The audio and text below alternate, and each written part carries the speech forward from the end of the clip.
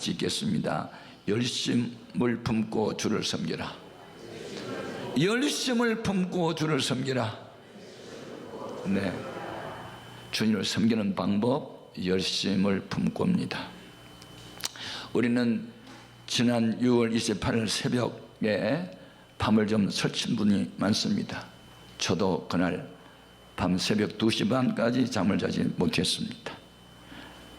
독일과 대한민국 그리고 지구촌에 살고 있는 수십억 인구가 러시아에서 지금 펼쳐지고 있는 세계 월드컵 축구 시합을 그날 우리 독일과 한국이 했죠. 그런데 세계 축구 연맹이 정한 랭킹 1위인 독일을 57위에 속한 대한민국이 2대0으로 이겼습니다. 아멘도 안 하네. 독일은 84년 만에 예선 통과 불가가 됐어요. 충격이었습니다. 충격. 근데 그들이 충격받고 있는 순간 우리는 한호를 외쳤습니다.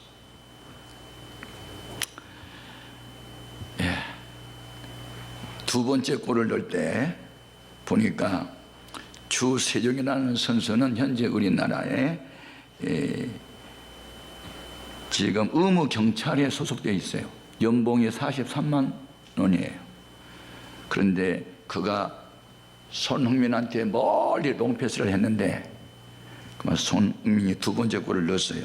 그 골키퍼는요, 세계에서 제1위인 골키퍼예요. 노이어라고 하는 독일 골키퍼고 총 공세에서 우리 골문에 골 넣겠다고 나왔어. 그래서 문이 비었어. 그래서 넣었어. 그래서 이겼어. 그 사람의 몸값이 얼마냐? 100억이요. 놀래지도 않네. 연봉이 100억이라니까. 연봉 43만 원짜리가 롱패스 해가지고 이겼어.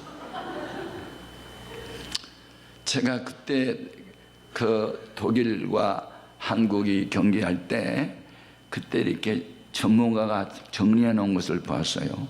그날 우리 선수가 얼마나 많이 뛰었느냐? 118km를 뛰었어. 여러분은 킬로에 대해서 모르니까 아멘도 안 합니다. 상대방의 압박을 하기 위해서 공이 없는데도 뛰는 거리만 60km였어요. 그 다음에 전력을 해서 질주했던 횟수가 406번. 네, 저는 숫자에 좀 민감합니다. 결론은 뭐냐? 무엇으로 이겼느냐? 열심히 했어요. 그렇게 열심히 할 바에는 첫 번째도 열심히 좀 하지, 두 번째 열심히 하지, 왜 세 번째 그렇게 하냐? 처음부터 했으면 우리 사강도 갈 수 있는데. 내가 거기서 배운 거 있어.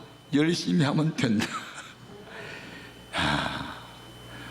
그래서 아쉽더라고요. 왜 처음에 스웨덴하고 할 때도 저렇게 열심을 안 하고 했어. 그래가지고 첫 번째 지고 두 번째 지니까 사람들이 욕만 막 하는 거야. 야 임마, 페널티 에리에서 무슨 슬라이딩이냐? 왜 파리에 맞아서 너 때문에 죽어, 우리가 졌어. 그리고 사람들이 그냥 지탄만 하는 거예요. 그런데 세 번째 이기니까 다 덮어져 버렸어. 야, 마지막을 잘하면 되는구나. 여러분, 어제까지 잘못 살아도 오늘 잘하면 과거는 덮어져 버려. 축구 경기 하나를 가지고 많은 걸 배웠네. 여러분, 로마서라고 하는 이 성경은 성경 중에 성경인데 이유가 있어요. 1장에서부터 11장까지의 내용은 죄인이 어떻게 구원을 받을까? 그 교리를 정리했고, 은혜로 구원받는 사람은 어떻게 살아야 되는가? 12장에서부터 16장까지를 정리했기 때문에 로마서를 성경 중에 성경이다, 그렇게 말을 하는 거예요. 여러분은 다 은혜로 구원을 받은 사람인데 어떻게 살아야 하는지에 대해서 알지도 못하고 또 알아도 그렇게 못 살아요. 그러니까 성경 안에 있는 모든 약속된 은혜와 복을 우리가 누리지를 못하는 거예요. 우리가 이 열심을 품고 주를 섬기라는 이 말씀 속에서 하나님이 주신 교훈들이 몇 가지가 있는데, 첫 번째 교훈은 우리의 구원은 우리를 향하신 하나님의 열심의 결과예요. 우리를 하나님이 사랑하시되 열심히 사랑한다는 말이 성경에 많이 나와요. 열심히 우리를 사랑하세요. 이스라엘 백성이 십계명을 안 지키고 우상 숭배하고 주의 종들 말에 거역하고 불순종하니까 하나님이 징계의 채찍을 드셨는데 바벨론이라고 하는 당시의 초강국을 이스라엘에게 보내서 이스라엘을 초토화시키고 쓸만한 사람, 왕족, 귀족 출신들, 건강한 남녀 다 포로로 잡아가고 병든 사람들만 놔뒀어요. 그런데 그들이 포로 생활할 때 하루가 천년 같을 때 하나님이 자기 백성을 불쌍히 여기세요. 그들을 사랑하는 가슴이, 하나님의 마음이 뜨거웠어요. 그래서 그들을 하나님의 열심으로 본국으로 돌아오게 하겠다는 약속을 해요. 에스겔서 39장 25절 이하로 확인해 봅니다. 그러므로 주 여호와께서 이같이 말씀하셨느니라. 내가 이제 내 거룩한 이름을 위하여 열심을 내어 야곱의 사로잡힌 자를 돌아오게 하며 이스라엘 온 족속에게 사랑을 베풀지라.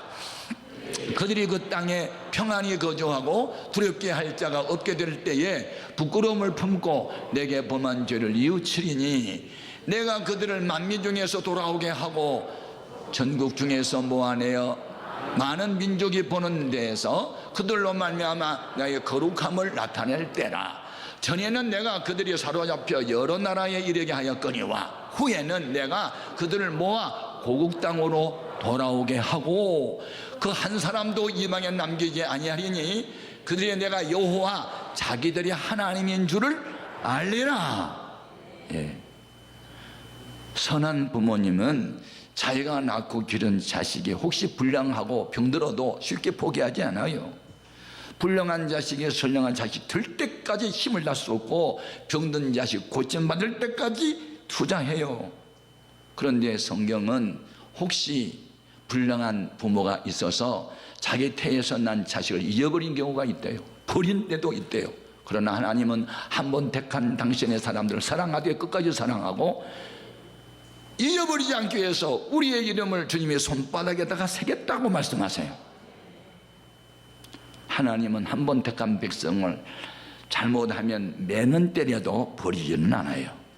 이게 하나님의 적극적인 사랑인 줄로 믿습니다. 그럼 매를 때는 이유는 뭐냐? 회개하라는 거예요. 열심을 내라는 거예요.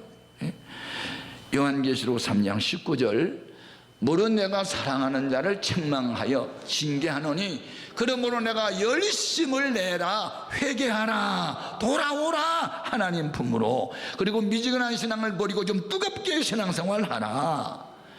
여러분, 사랑은 죽음을 뛰어넘고 사랑은 죽음보다 강해요. 진정 하나님이 사랑하는 사람은요, 죽은 사람도 살리세요. 솔로몬과 술람미 여인이 연애할 때 사랑이 얼마나 강한지 아가서 8장 6절에 이렇게 말합니다. 너는 나를 도장같이 마음에 품고 도장같이 팔에 두라. 사랑은 죽음같이 강하고. 사실은 죽음보다도 강하지요. 예. 저는 목회를 해오면서 교회를 진정 사랑하는 사람들을 보았어요. 그리고 제가 어려움 당할 때 큰 위로를 준 분들을 수없이 만났어요. 잊을 수가 없어요. 제 1차 성전 건축 시에 저를 울게 했던 분이 많아요. 그렇게 극한 가난 가운데, 어려운 가운데 목숨 걸고 헌신했던 분 평생 잊을 수 없어요. 2차 성전 건축 시에 피와 땀과 눈물을 쏟아 바친 분들 잊을 수 없어요.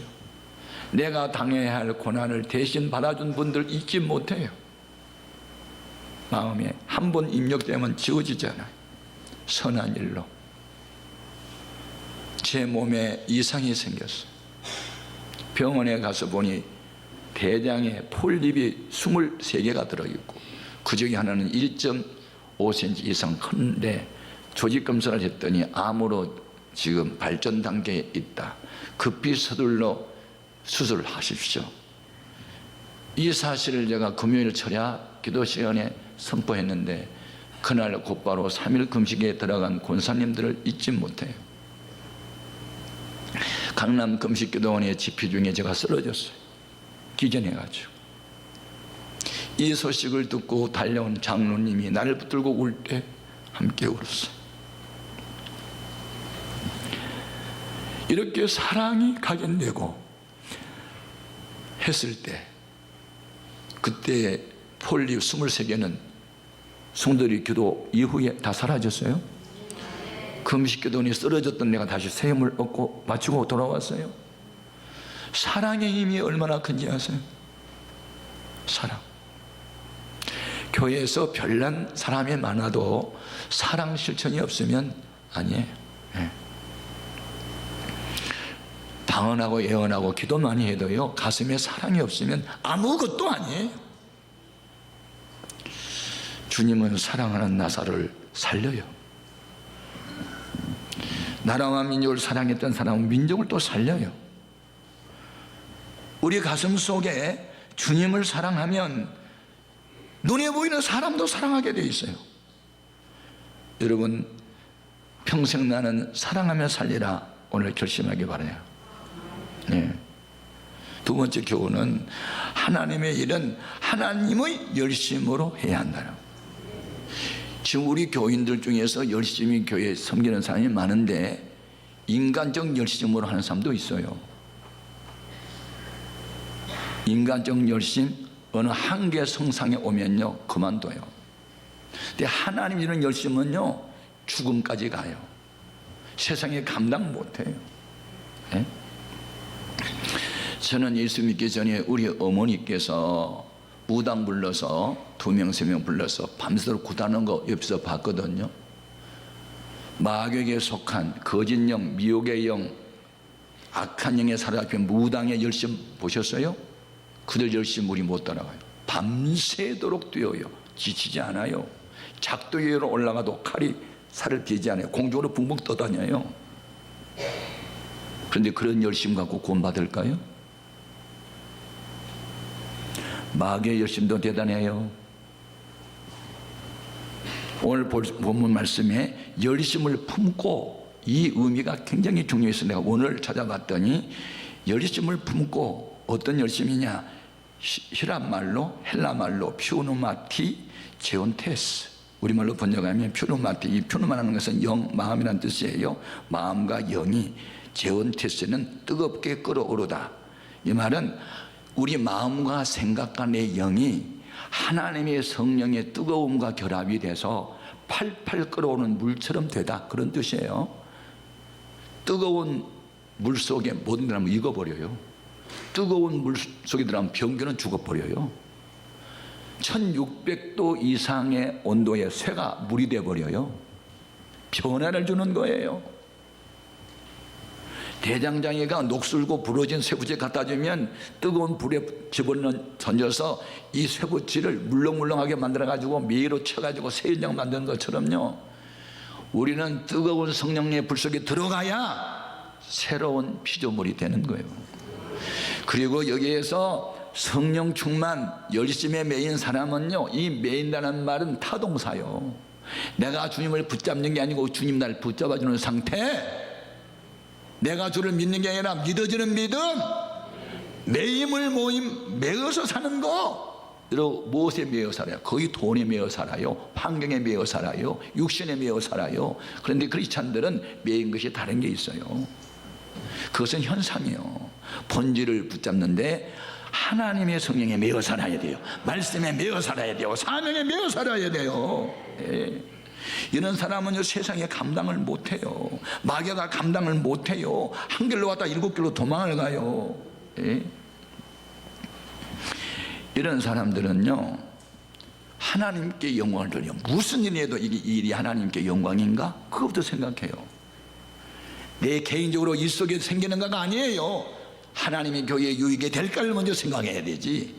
먼저 하나님 영광, 그 다음에 이런 사람들은 사람들에게도 인격적으로 존경을 받고 칭찬을 받아요. 이것이 균형 잡힌 교회 생활이에요. 어떤 사람은 기도 많이 하고 열심은 대단한데 교인들로부터 인정을 못 받아요. 교만하다고 해가지고. 그러면 안 돼요. 섬겨야 돼요. 자, 로마서 14장 18절 같이 한번 읽어봅니다. 이로써 그리스도를 섬기는 자는 하나님을 기쁘시게 하며 사람에게도 칭찬을 받느니라. 아멘. 예. 이제 사도 바울은 이런 하나님이 주는 열심으로 사역을 했어요. 예? 인간의 열심이 아니에요. 하나님의 마음을 가지고 교회를 섬겼어요. 고린도후서 11장 2절 이하 같이요. 내가 하나님의 열심으로 너희를 위하여 열심을 내노니 내가 너희를 정결한 처녀로 한 남편인 그리스도께 드리려고 중매함으로다. 그러나 나는 뱀이 그 간계로 하와를 미혹한 것 같이 너희 마음이 그리스도를 향하는 진실함과 깨끗함에서 또나 부패할까 두려워하노라. 자, 2절 다시 돌려주세요. 내가 하나님의 열심으로, 이 말씀이 중요해요. 인간적 열심이 아니에요. 하나님의 열심으로 너희를 위하여 열심을 낸다. 우리 청년 중에 한 사람이 저에게 이런 말을 했어요. 목사님, 우리 교회 3보 예배 마치고요, 4보 예배 중간에요, 카페에 사람들이 많이 모이는 걸 내가 자주 봤는데요, 제가 가끔 이제 가보거든요. 그런데 어느 권사님은요, 항상 거기에서 어느 사람, 다른 사람 붙들고요, 성경 이야기하고요, 믿음 얘기만 해요. 참 은혜스러워요. 근데요, 어떤 분들은요, 맨날 만나면요, 세상 이야기, 정치 이야기, 남 이야기 막 그런 게 진짜 은혜 안 돼요. 앞으로 은혜 되지 않는 모임은 갖지 않길 바라고, 은혜 안 되는 말은 하지도 않기를 바라고, 교회에 오면 은혜로운 말만 하시길 바라고. 하나님이 알고 사람들이 알고 청년들이 다 알아요. 모여서 무슨 이야기 하는지. 남 말은 누가 들어? 반말은 다 하나님이 다 들어. 근데 우리 청년들도 다 들어. 교인들도 다 들어. 골방에 사는 말도 다 들어. 여러분, 우리는 하나님이 원하는 사람이 되어야 돼요. 내가 원하는 하나님을 찾지 말고 하나님이 원하는 내가 한번 되어보자. 이 열심이 하나님이 주는 열심이요. 이런 열심을 가졌던 바울이 가는 곳마다 교회가 세워지고, 바울을 만나는 사람마다 예수 믿게 되고, 이 열심 때문에 엘리야라고 하는 한 사람의 가슴속에 열심이 이스라엘의 역사를 바꿔놓잖아요. 열심이요, 열심. 열심 없는 삶을 살면 안 돼. 저는 예수 믿고 난 뒤에 열심히 살았어요. 지금도 열심히 살 거예요. 앞으로도 죽을 때까지 열심히 살 거예요. 왜? 하나님 명령이니까. 열심을 품고 저를 섬기는 명령이요, 권면의 말이 아니에요. 명령이요. 세 번째 전 교훈이 있어요. 그렇게 하나님의 열심으로 일하는 사역자가 되려면 어떻게 되냐? 부지런하여 게으르지 말아야 돼요. 어떤 일에 부지런해야 될까요? 주의 일이에요. 자, 본문 11절 다시 한번 읽어볼까요? 부지런하여 게으르지 말고 열심을 품고 주를 섬기라. 제가 우리 성도의 삶을 이렇게 들여다보면요, 정말 고달픕니다. 금요 철야 때 어느 장로님 저한테 메시지가 왔어요. 문자가, 오늘 어느 저 지방에서 워크숍이 잡혀서 철야 못 갑니다. 그 정도 바빠요. 장사하신 분들, 일찍 문 열어요. 밤늦게 장사해요. 남의 월세 살아요. 150만 원, 200만 원 월세 빼고 직원 봉급 주면요, 남는 게 없어요. 고시생들 죽어나 공부해도 합격하기 어려워요. 고달파요. 사업 신경 써요. 기준했어요. 이런 사람들 따라 열심을 품고 또 주님을 또 섬기래. 그래 어떻게 돼? 우리는 세상과 주님 사이에서 갈등해.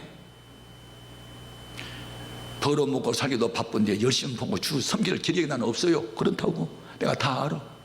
하나님도 아셔. 그런데도 불구하고 열심을 품고 또 주님을 섬기래. 그 말은 무슨 말일까? 양자택일이라는 말이 아니야. 하나님 잘 섬기기 위해서 직장도 버리고 사업도 하지 말라, 그런 뜻이 아니에요. 여기에서 강조한 것은 우선순위. 다 귀해. 벌어먹고 사는 거 귀해. 노동하지 않아? 그럼 죽어. 이래야 돼. 그런데 노동만 해갖고는 안 된다는 거예요. 그리고 노동의 대가에 대한 복은 하나님이 주셔야 된다는 거예요. 베드로, 네가 밤새도록 가서 그물을 던져봐라. 노동했어? 잡혔어? 안 잡히잖아. 내 말에 의지해서 던졌던 게 잡혔지. 바로 그거야. 하나님 음성 듣는 것이 우선이다. 예배 드리는 것이 우선이다. 기도가 우선이다. 순종이 우선이다. 그러면 너 노동의 대가는 내가 책임져 줄게, 이 말씀이에요. 아무리 바빠도 일주일 7일 가운데 첫날은 내가 주 앞에 드리리라. 아무리 바빠도 예배부터 드리고 기도부터 하고 말씀부터 읽고 내가 순종하고 살리라. 그렇게 살라는 뜻이에요. 그래야 하면 영혼이 잘 되어지면 범사가 잘 되도록 하신 분은 주님이실 줄로 믿습니다. 사람이 떡으로만 살 것이 아니고 하나님의 입에서 나오는 모든 말씀으로 살 것이다. 떡은 필요 없다고 하셨어요. 떡만 가지고는 안 되고 말씀을 우선해라, 그런 뜻이에요. 그래서 여러분이 2018년도 후반기를 살 때 오늘 결심하고 결단하셔야 돼요. 전반전에 전도 한 사람도 못하고 왔는데도 부끄러울 줄도 모르고 여러 가지 안타까운 문제만 쌓여있고 해결도 안 되고, 그래서 대한민국 축구팀이 첫 번째 두 번째 져가지고 고가 대전에 빠졌는데도 세 번째에 이겨서 앞에 있는 허물이 덮어진 것처럼 후반기를 바로 살면 잘못된 전반기도 덮어버릴 거예요. 하나님 아멘도 안 하네. 하나님은 오늘을 중시히 여겨. 과거야 이미 흘러가 버렸는데 타다면 뭐 하겠어. 아무리 과거에 잘했다 하더라도 오늘 잘하지 않으면 과거 잘못한 거 하나님이 무효라고 해. 아무리 과거에 잘못해도 오늘 잘하면 과거를 묻지 않고 오늘 잘한 것만 칭찬하셔. 그래서 하나님의 시간은 오늘이에요. 오늘 잘하셔. 과거에 백날 잘해도 소용없어. 오늘 잘해야 되지. 사울이 처음부터 타락했어요. 처음에 잘했어. 마지막에 교만 들어가서 망했지. 그래서 우리는 끝까지 잘해야 될 줄로 믿습니다. 중요한 것은 다시 강조합니다. 우선순위입니다. 우선순위. 말씀대로 삽시다. 예. 저는 어떤 사람이나 교회를 놓고 간절히 기도를 하면 꼭 하나님이 뭘 보여줄 때가 많아요. 예. 어떤 분 정말 교회를 사랑하고 저를 신뢰해서 막 뜨겁게 축복을 빌었어요. 그런데 하나님 뭘 보여줘. 계산기가 왔다 갔다 해. 뭐냐 그러니까 복 받으려면 계산기 내려놓으라고 해라 그러는 거예요. 알았습니다. 내가 담대하게 말씀하지. 쉬운 거 아닙니다. 여러분 머리로 자꾸 계산하고 헤아리면요 교회를 못합니다. 빌립처럼 되지 말고 단순하게 성령의 감동임을 순종하면 주님이 행하실 줄로 믿습니다. 틀림없어요. 네. 계산기는 뭐냐? 안악 자손들은 키가 크고 전쟁에 능하고 성황 경고합니다. 우리는 그들하고 비교해보면 메뚜기 정도밖에 안 돼요. 그러니까 우리는 그들과 못 싸워요. 싸우면 져요. 못 가요. 안 돼요. 그게 계산기예요. 근데 믿음은 뭐냐? 그 말은 사실은 사실입니다. 그러나 우리는 그들보다 약하지만 그들보다 강한 분은 하나님이시니 하나님이 나와 함께하는 능치보다 몹습니다. 갑시다. 그게 믿음이에요. 앞으로 머리 굴르고 신앙생활 하지 말고 어린아이처럼 순진하게 말씀 연기나 하면하고 따라가십시오. 이 일은 주님이 행하실 거예요. 그래서 2018년 후반기야말로 우리의 생애의 최고의 해가 되는 그런 꿈과 비전에 도전할 수 있기를 바라요. 기도하겠습니다.